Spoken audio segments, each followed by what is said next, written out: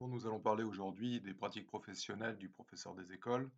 C'est une des approches de l'activité et des compétences à mettre en œuvre dans sa pratique professionnelle.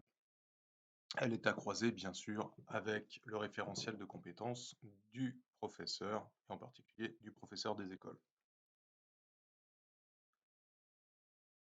Nous pouvons dé- décomposer les pratiques professionnelles du professeur des écoles en pratiques auto-formatives et en pratiques préparatoires, en pratiques de classe et en pratiques évaluatives.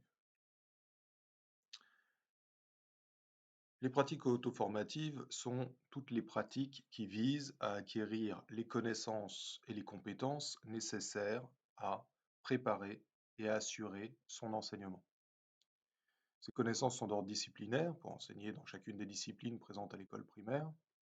Elles sont aussi pédagogiques et didactiques pour comprendre les savoirs à enseigner, savoir mettre en œuvre des situations de classe, en particulier les préparer pour transmettre ces savoirs enseignés, développer des capacités personnelles pour exercer sa pratique enseignante dans la classe ou sa pratique préparatoire.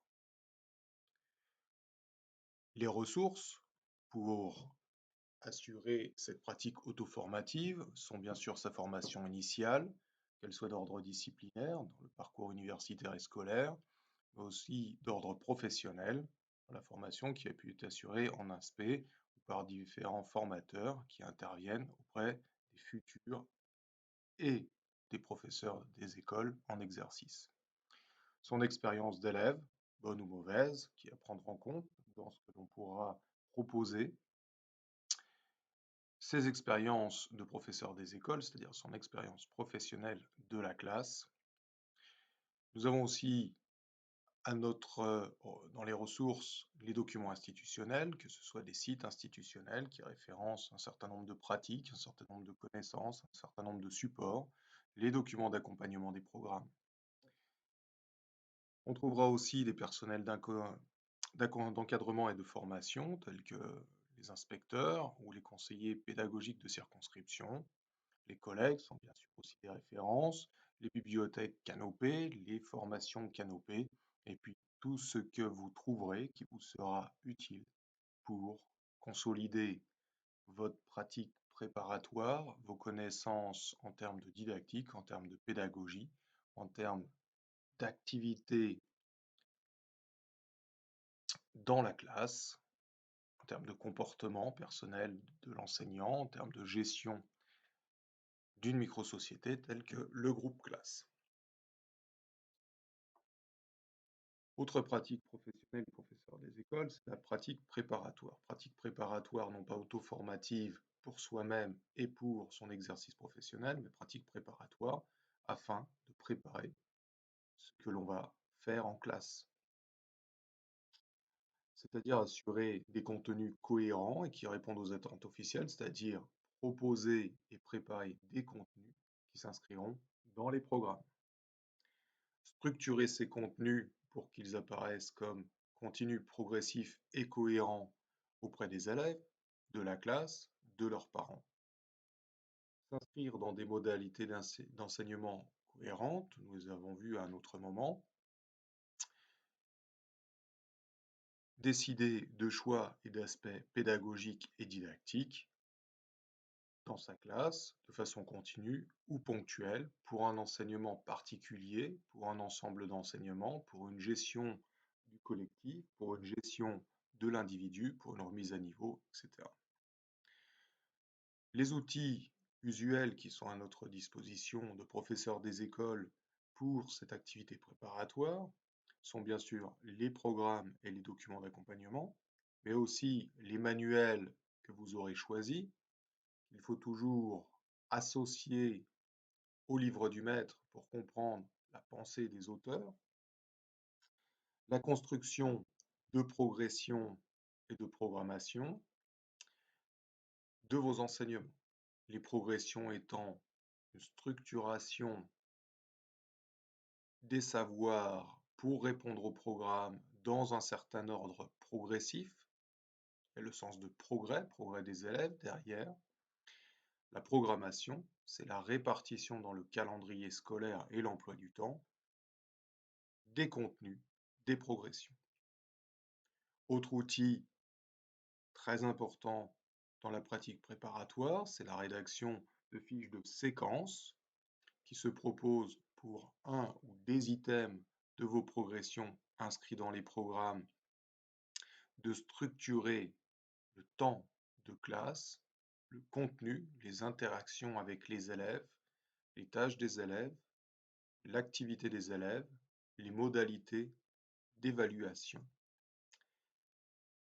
Ces séquences vont se décliner en court moment de classe, qui est la séance, qui reprendra le contenu de la séquence de façon plus détaillée pour un court temps de classe propre à l'enseignement d'un item ou d'une décomposition d'un sous-item. Enfin, pour structurer notre journée, effectuer les transitions, gérer l'activité des élèves, gérer les moments fonctionnels, gérer l'accueil, gérer le déroulement d'une semaine, certaines progressions. Nous avons le cahier journal qui va détailler les interactions du maître avec ses élèves, les moments dans lesquels on va faire l'une ou l'autre des séances, la gestion des transitions, les devoirs, la régulation des devoirs, les aléas tels que la cantine ou d'autres problèmes. Ce cahier journal est préparé lors de la pratique préparatoire du professeur des écoles. Autre pratique, la pratique de classe, c'est la pratique effective du maître devant sa classe avec ses élèves à l'intérieur de l'établissement scolaire. La pratique de classe aborde plusieurs aspects. L'aspect personnel, en termes de connaissances et de compétences, dans la gestion du groupe classe, dans la gestion des interactions, dans la gestion des singularités des élèves de la classe, dans sa façon d'être présent, dans sa façon de laisser aussi de la place aux élèves pour réfléchir, pour vivre, pour s'exprimer.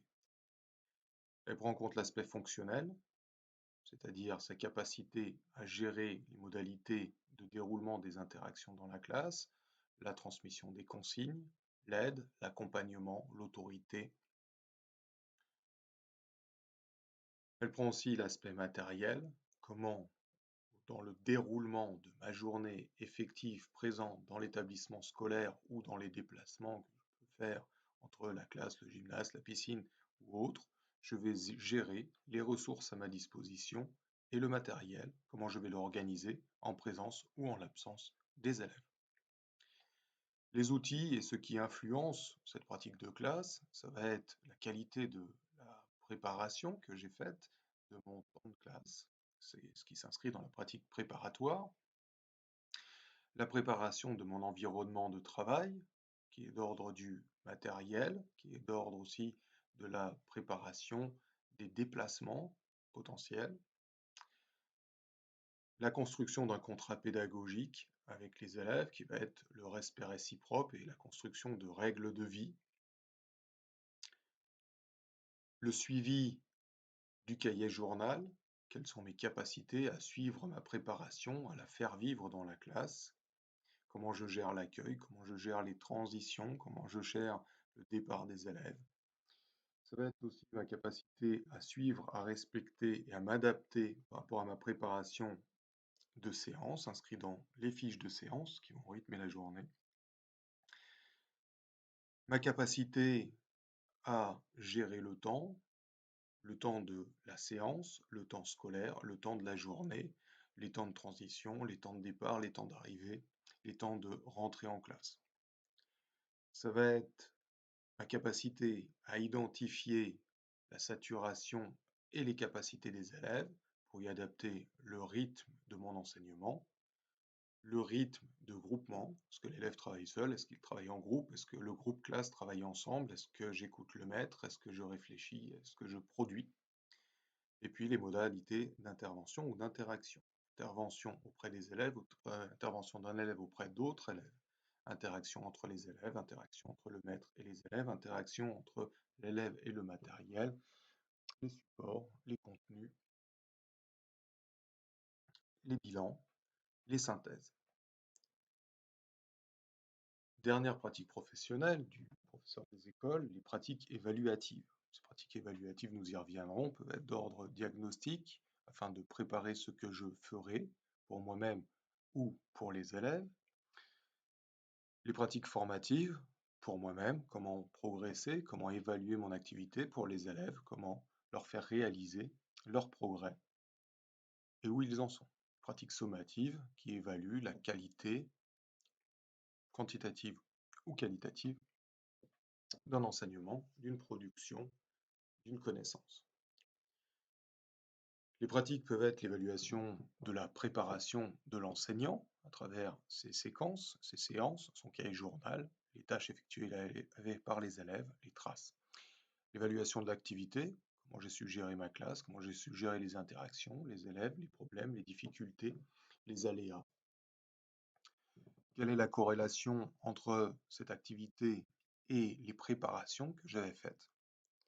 L'évaluation de sa pratique, de ses actions de formation. Sont-elles justes? Sont-elles bonnes? Sont-elles pertinentes? Sont-elles chronophages? Sont-elles en adéquation avec ce que je souhaitais? L'évaluation des apprenants.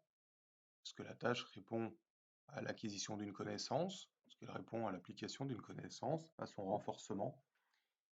Où en sont-ils dans les connaissances que je dois leur transmettre? Où en sont-ils dans les compétences inscrites dans les programmes? Quels sont les critères d'évaluation? Quel est l'intérêt de ces évaluations? Eh bien, la mise en perspective entre le déroulement et les attentes, c'est-à-dire entre ma pratique de classe et la préparation que j'en ai faite. J'ai aussi la possibilité de construire des outils d'évaluation. Ces outils d'évaluation peuvent être des grilles de progression, des critères objectifs d'évaluation des traces, des critères objectifs d'évaluation des productions, des réalisations, des échanges, de la parole de l'élève. Et puis, j'ai aussi les évaluations externes, les bilans demandés par l'éducation, les bilans qui peuvent être faits pour l'école, qui peuvent être faits en conseil de classe, qui peuvent être faits par cycle. Je peux aussi prendre dans mon évaluation, en particulier de ma pratique ou de celle des élèves, pour un peu plus d'objectivité, le regard d'un tiers, que ce peut être une inspection, que ce peut être aussi des collègues, que ce peut être des CPC, que ce peut être des collègues lors d'échanges de services. Je peux évaluer mes supports préparatoires pour les faire évoluer afin qu'ils soient plus pertinents, plus adaptés à ma classe, plus complets, plus en adéquation avec ce que je souhaitais. Je peux évaluer, faire progresser pour moi-même, pour les élèves, pour remplir les programmes, pour remplir les objectifs, ou en fait pour partager avec d'autres mes productions qui seraient pertinentes, pour collaborer afin de les améliorer. Cette évaluation, c'est un positionnement pour moi, pour les élèves et pour progresser.